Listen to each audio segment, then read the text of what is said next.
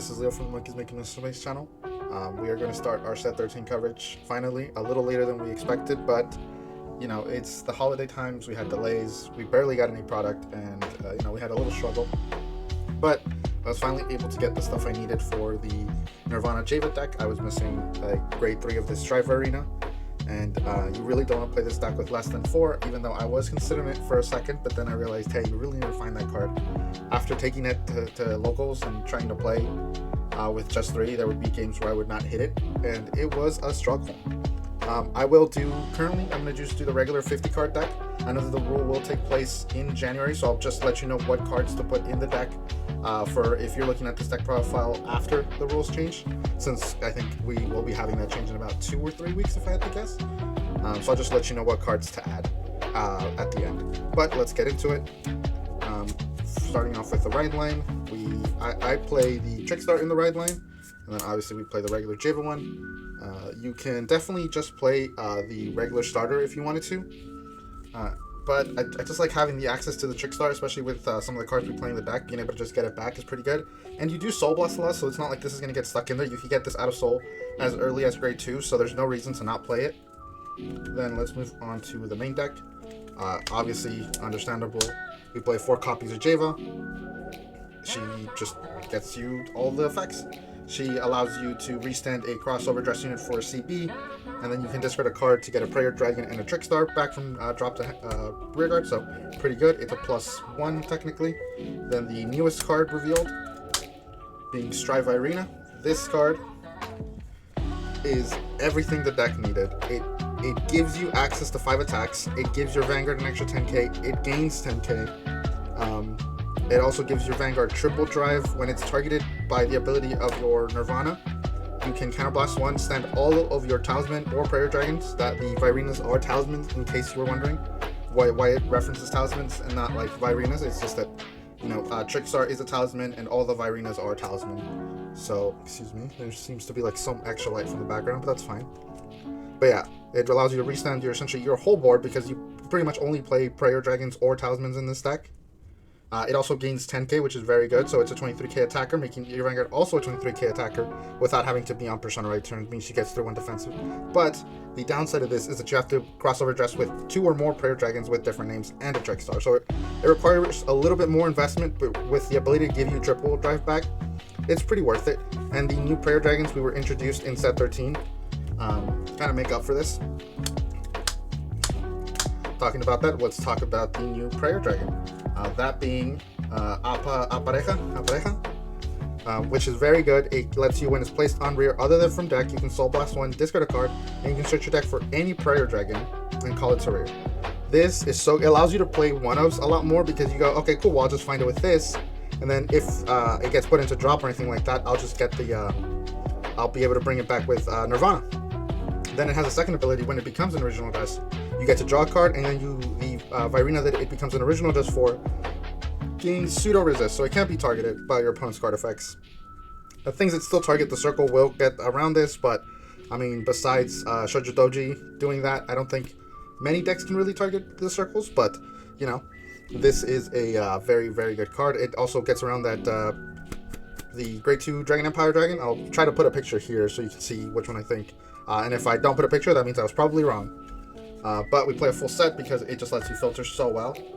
Then we have 3 copies of Mirrors because Mirrors is still really good. It can just countercharge if you need it to, or it could just draw you 2 cards. Being a 20k attacker, it's so good. I would max it out at it, but currently with the 50 cards in deck, it is a little hard. Then we play 2 Shield because Shield is still good to recur any pieces, allowing you to discard cards like Mirrors and Strive Arena early on in the game and not have to worry about losing them for the rest of the game, as Nirvana can't retrieve them, but Shield can. Then the last for the grade 2s, we have 1 copy of, God, these guys all have weird names, Handika.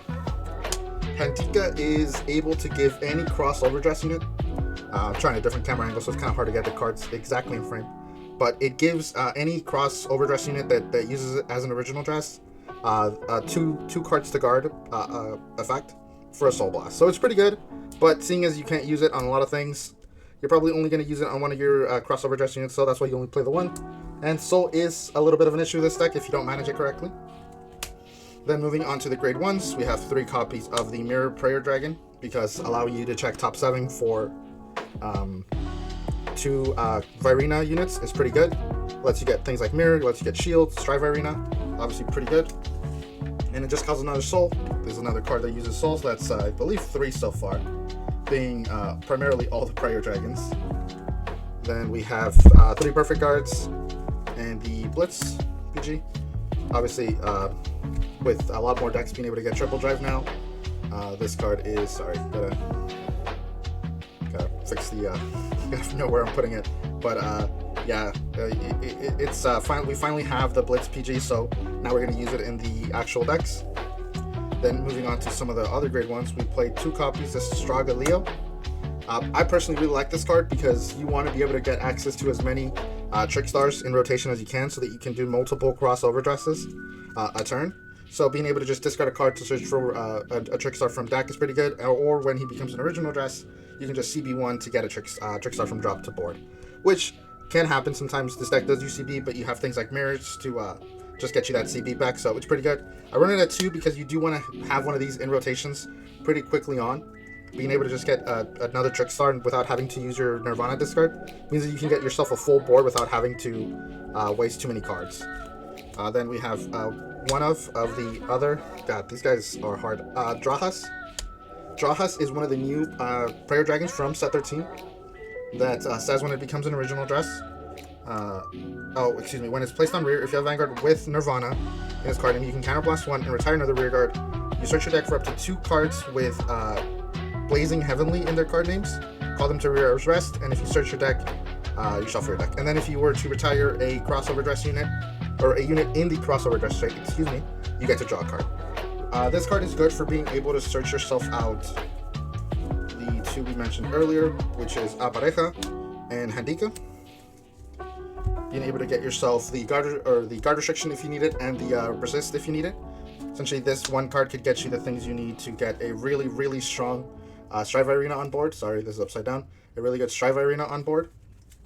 But you don't want to use this effect too often, so that's why we're just playing the 1 of. And again, you can find it pretty easily. This deck can search so well, you won't have a struggle. And then the last Prayer Dragon we play is, again, really long name, Katya Guard. It just says when it becomes the original dress, if you have no cards in soul, you can soul charge 2. This is more of a this is a flex spot for me, actually. But I do like the ability to just have this if I need it. Sometimes you will eat up all your soul, and this guy's perfect because he can just sit on rear if you need it to, and then when you need that soul, it'll be perfect because it will just give you that 2 extra soul you need, letting you use your abilities a little bit more freely. And then the last main deck units are 2 more copies of Trickstar for a total of 3, 1 being in the ride line and then 2 in the main deck. Given that we have the 2 Stragaleos in the main deck, the 2 of these in the main deck, these guys are essentially Trick Stars. So you won't need as many Trick Stars in the main deck, and as well, getting a Stragaleo on board is just an AK booster over the 5k that Trickstar provides. And then for triggers, you're looking at the 1 Dragon Empire OT, then you're looking at 3 draw triggers, 8 crit, and then 4 heal. I played 2 of the multi-attack heal just because there is going to be a lot of multi-attacks. I mean, in a mirror, you'll be able to use it against things like Leonorn, which I believe is going to be a very, very strong contender moving forward. You're going to use it. Things like Avant-Garde, which, although not super good, not a very, very meta-reliant deck, it's still a very good deck, so you can use it against something like that. Omni Grucio received a new card, so that's another card this will be good for. So personally, I think this card's going to be great, or the multi-attack triggers are going to be great moving forward. I'm probably going to do this for a lot of my deck profiles here.